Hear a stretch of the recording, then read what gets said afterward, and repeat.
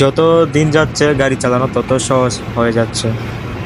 এটা হচ্ছে gear liver, তো কত সহজভাবে গাড়ির গিয়ার চালু করা যায়। এখন আমি গিয়ারগুলো চালু করে নিব। এই ভিডিওতে দেখানো হবে একটা গাড়ির গিয়ার কত ইজিলিভাবে কত সহজভাবে চালু করা যায়। তো এই গাড়িটা হচ্ছে কিয়া সোল। তো গাড়িটা চালু করা আছে, আমি এখন গাড়িটা চালাবো। হ্যালো বন্ধুরা, আসসালামু আলাইকুম। কেমন আছেন বন্ধুরা? আশা করি ভালো আছেন। আমি আছি আলহামদুলিল্লাহ। এখানে গিয়ার পি আছে, তো আমি এখন গিয়ার চালু করে দেখাবো। এখানে R N D লেখা আছে গিয়ারগুলো।